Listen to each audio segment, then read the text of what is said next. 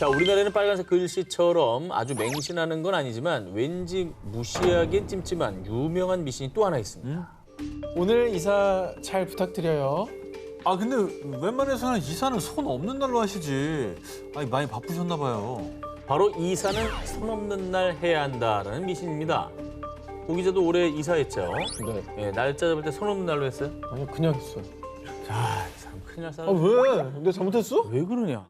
이게 손 없는 날은 다들 손 없는 날 이사하려고 하니까 경쟁률이 세가지고 이사 센터 비가 비싸요. 그날은 더. 자, 그렇다면 손 없는 날의 정확한 뜻은 알고 계십니까? 여기서 손은 인간의 활동을 방해하고 해코지한다는 악귀, 귀신을 뜻합니다. 그렇죠. 즉, 손 없는 날은 귀신이 없는 날로요. 원래 귀신이 동서남북 옮겨 다니는데 귀신이 하늘로 올라가서 사방 위로 없는 날, 이사나 개업식, 결혼식 같은 중요한 행사를 하는 게 좋다는 겁니다. 자, 그렇다면 이 손 없는 날이 언제냐? 그러니까. 방향에 따라 차이는 있지만 공통적으로 매달 음력을 기준으로 날짜 끝자리가 9와 0으로 끝나는 날, 즉 9, 10, 19, 20, 29, 30일이라고 합니다. 근데 이게 사실 날짜 맞추기 쉽지 않고 어렵죠. 요즘에 바쁜 사람 언제 그것까지 따져가지고 합니까? 허허. 자, 그래서 부득이하게 손 있는 날 이사하게 될 경우 귀신에 대처하는 미신도 있으니까요. 참고하시기 바랍니다. 부정을 피하고자 쌀을 넣은 밥솥을 제일 먼저 이사할 새 집에 들여보내는 거나요. 귀신이 싫어하는 소금과 팥을 이용해서 새집 현관에 소금을, 집 구석구석엔 팥을 뿌리면 좋다고 합니다. 막. 아니 근데 그거는 요즘에 많이 없어진 것 같아요. 저는 사실은 하긴 했는데 이사하거나 개업하면 실밥 돌리는 거 있잖아요. 그런 것들도 팥 아까 던진다고 그렇죠. 했으니까 그렇죠. 연관이 저게 있는 팥이 거죠. 올라가니까. 붉은색이 약간 그거 막아가지고 액막이 기능이 있다고 붉은 팥. 많이 믿었잖아요. 그렇죠. 자, 믿거나 말거나인 미신이지만요. 사실 손 없는 날은 무려 삼국시대부터 전해진 무척이나 오래된 미신입니다.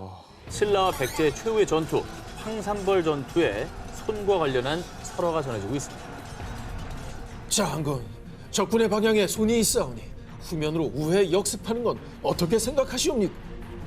이런 나약한 놈! 우리는 절대 물러서지 않을 것이야.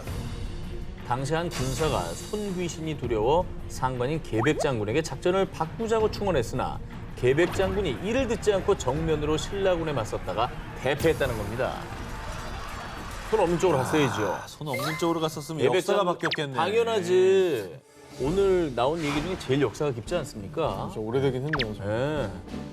오랜 역사를 가진 한국의 미신들, 여러분은 이 미신을 얼마나 믿으시나요? 믿긴 싫지만 현혹되는 미신 식구 9위를 공개합니다. 애군을 막는 이것 목걸이. 삼국지 연희 중 동물의 피를 바치며 형제 연을 맺었다는 도원결의처럼 중국에서는 피를 동맹의 의미로 믿는 미신이 전해져 내려옵니다. 그런데 지난 1월 중국 온라인을 중심으로 피와 관련된 또 다른 미신 때문에 큰 논란이 일었습니다. 논란을 일으킨 것은 바로 인터넷에서 무려 10만 개 이상이 판매된 한 펜던트였습니다. 저 안에 붉은 거 들어있는 게 혹시 그... 피? 네. 정말 끔찍하게도 펜던트 속에 담겨있는 붉은 물체는 다름 아닌 사람의 피. 주로 중국의 여성들 사이에서 인터넷에서 바늘이 포함된 피 펜던트 키트를 구입한 뒤 직접 자신의 피를 펜던트에 담아서 남자친구에게 선물하는 게 대유행이었는데요. 무서워. 섬뜩하다. 무섭다. 피를 담아 선물한다고요? 자, 이 꺼림칙한 피 펜던트가 유행하게 된 미신이 도대체 무엇이냐? 2006년 인터넷에서 처음 등장했던 피 펜던트는요. 소녀의 피가 재난을 막아줍니다. 라는 근거 없는 미신이 퍼지며 더욱 날개 돋친 듯이 팔렸습니다.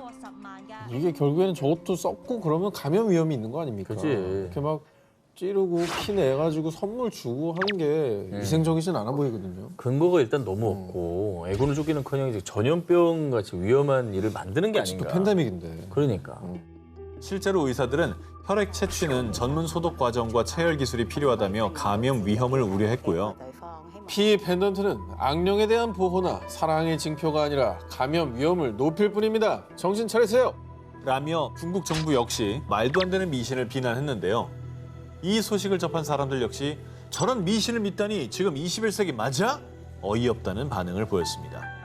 이건 미신이라고 보기도 힘들고 그냥 헛소리인 것 같아요. 약간 중세시대 얘기 듣는 거 같고. 낭설이죠, 낭설. 근데 결국에는 이렇게 장사 속이잖아요. 저거를 물건 팔아가지고 돈을 이제 벌겠다는 건데 이건 아예 저걸 파는 사람부터 좀 잘못인 것 같아요.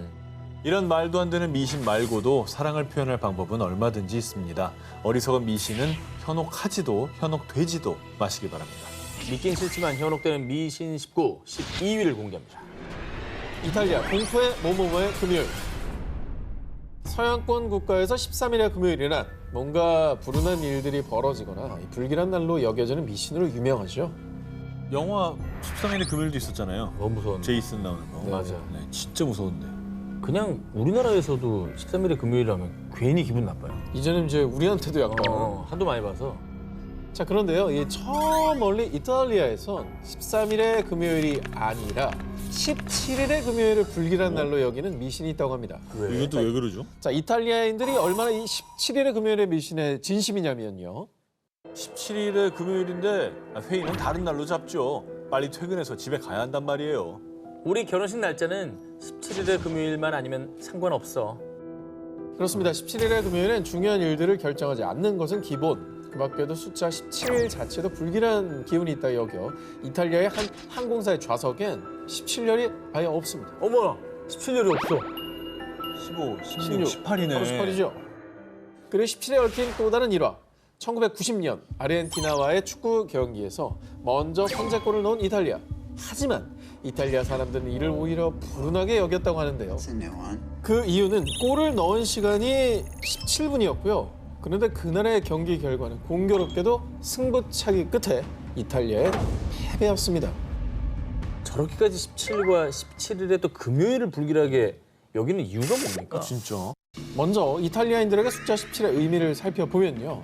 이 고대 로마 숫자 표기법에서 숫자들의 배열을 옮기면 고대 로마 묘비에도 등장하는 라틴어로 풀이를 할 수 있습니다.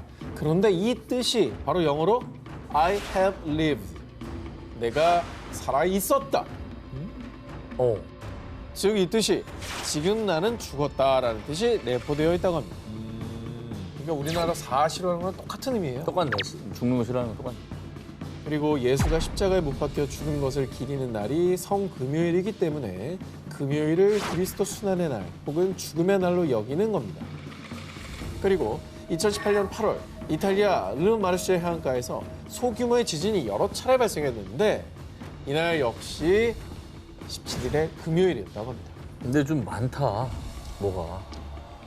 우연이겠지만 뭐 그럴 수도 있지만 깨름직할 것 같아요. 우리가 이탈리아 사람이면. 믿긴 싫지만 현혹되는 미신 19, 11위 공개합니다.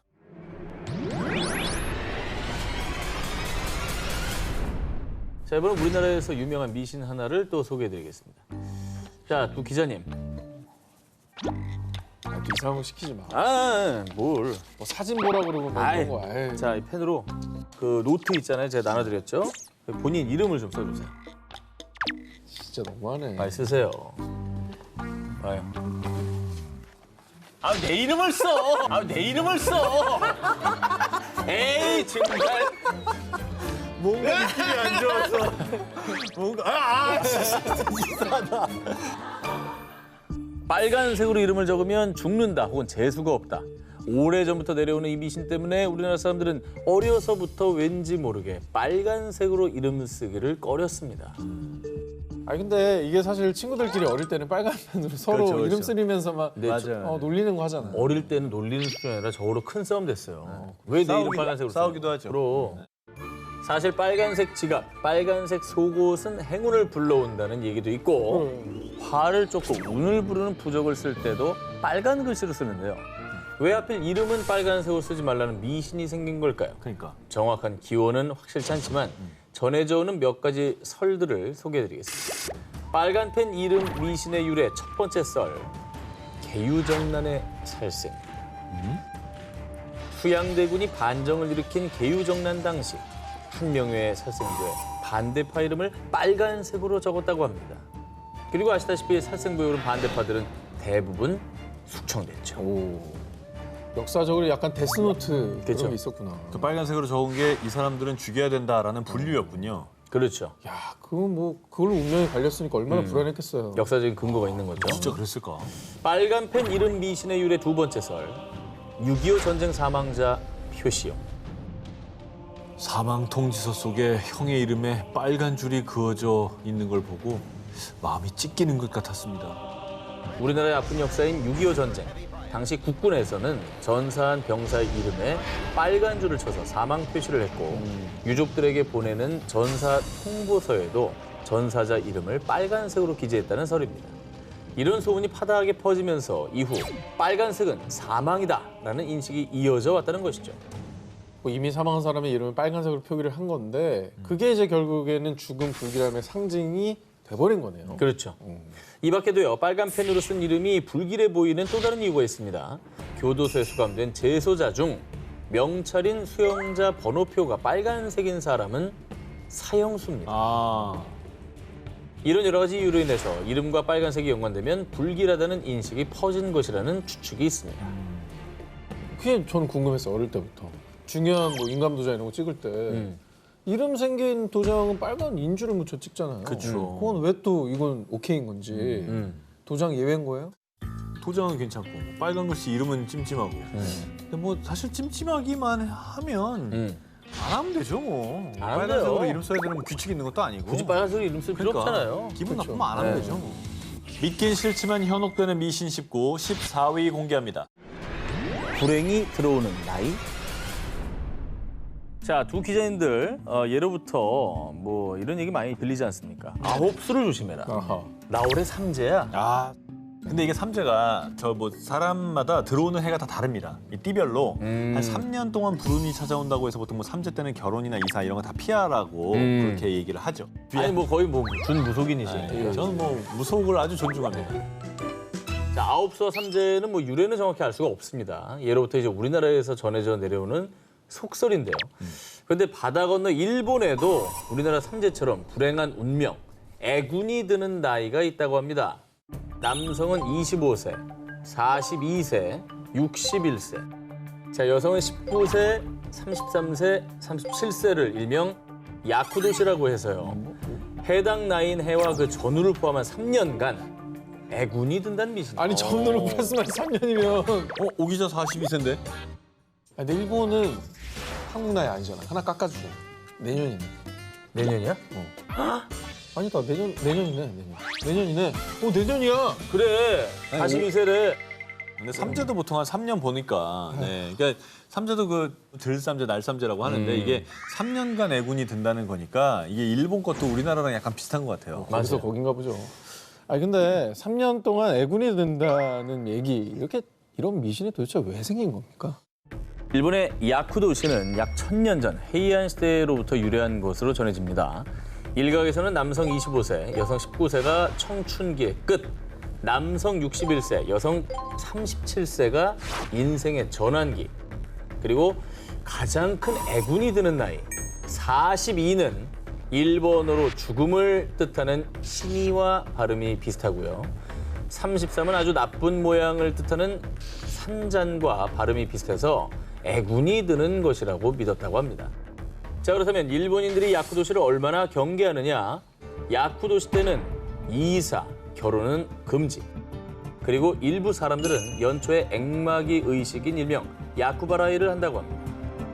일본 신사에 가면 액마기용 부적을 사거나 기도를 받아서 애군을 떨친다고 합니다. 그리고 일부 지역에서는 야쿠도시에 해당하는 사람 집으로 마을 사람들이 찾아가서요. 집안의 신단에 쇠젓가락, 술, 말린 오징어 등 제물을 올리고 절을 함으로써 집주인의 애군을 막아줬다고 합니다.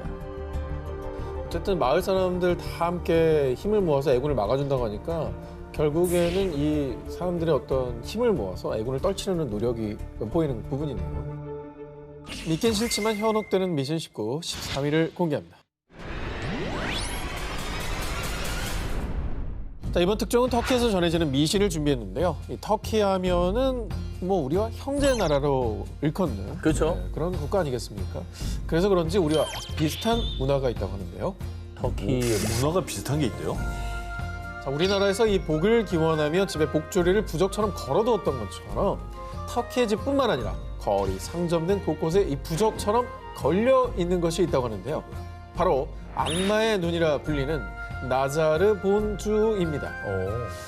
야, 저거는 약간 그 뭐죠? 그 인도네시아에서 파는 거 그 왜 잘 때 걸어놓으면은 악몽 안 꾼다는 거. 드림캐쳐. 네, 그거랑 약간 비슷하지 않나요? 뭐 그런 비슷하네요. 근데 악마의 눈이라고 하니까 이름이 너무 무서운데 우리나라 복조리는 이제 뭐 이름부터 복을 준다 이런 의미 아닙니까? 나자르는 아랍어로 눈 혹은 보다를, 본주는 터키어로 구슬을 뜻하는데요. 자, 악마의 눈이라고 해서요, 이 자칫 불운이나 부정적인 부적으로 오해할 수 있지만요. 터키인들에게 이 악마의 눈은 눈에는 눈, 이에는 이처럼 악한 기운을 더 강력한 악한 모습으로 막는 수호의 상징이자 행운의 상징이라고 합니다.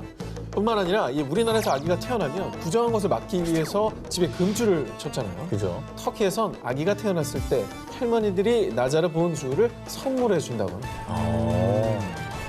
우리나라도 뭐 복조리하고 금줄 치고 이게 애군을 막아주고 행운을 좀 불러온다 이런 거니까 비슷한 면이 있긴 있네요. 그러네요. 자, 그리고 터키인들에게 나자르 본주는 일상 그 자체. 집에 걸어놓는 건 물론 인테리어, 팔찌, 목걸이, 열쇠고리 등 터키인들의 생활 우와. 깊숙이 스며들어 있고요. 뿐만 아니라 새 차를 사거나 이사를 하게 되면 부적처럼 나자르 본주를 걸어놓는다고 합니다. 근데 좀 이쁘다. 우리와 다른 듯 비슷한 터키의 부적 악마의 눈. 형태가 어떻든 이 애군을 쫓고 행운을 바라는 마음 하나는 국적 불문. 다 똑같은 것 아닐까요? 이것도 좀 머리카락과 관련된 정말 어처구니 없는 분노 유발 사건입니다. 헐. 아프리카 말라위에서 남성 2명 사망. 아프리카 모잠비크에서 남성 3명 사망. 2017년 5월에서 6월 2달간 아프리카 중동부 지역에서 남성 5명이 살해되는 끔찍한 사건이 발생했습니다. 와, 이거 진짜 사람 죽었네요. 근데 2달 사이면 많은 뭐 원한 관계에 있는 사람들인 건가요? 아니, 머리카락에 관련된 거라고 했잖아요. 혹시 뭐 이렇게 좀 신성한 머리카락 훔쳤다가 살해당한 건가요? 아닙니다. 사건 발생 후 아프리카 경찰들은 용의자 2명을 체포하는 데 성공. 그리고 경찰 조사 결과 정말 충격적인 살해 동기가 밝혀졌습니다. 저희 동네 주술사가 대머리 남성들을 죽이라고 지시했어요. 진짜 너무 나쁜 주술사인데요? 진짜 끔찍하다. 대체 왜?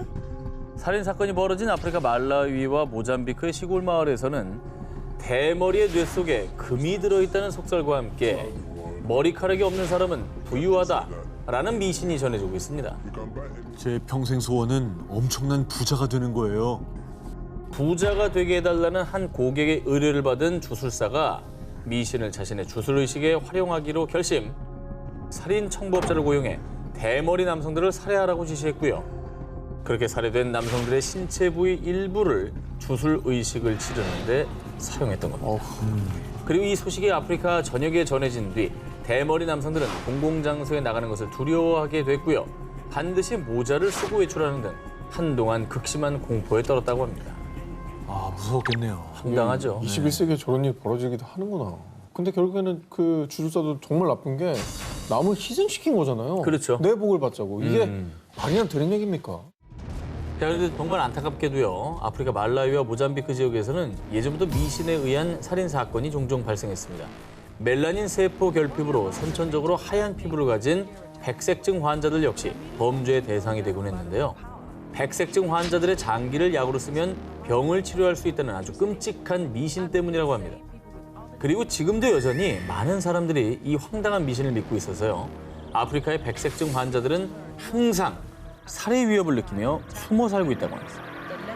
아, 이런 미신은 정말 사라져야 되겠네요. 아니 도와주진 못할 망정. 저분도 어떻게 보면 아프신 거잖아요. 그렇죠. 근데 참 소중한 생명을 저렇게 미신 때문에 앗아가는 일은 없어야죠.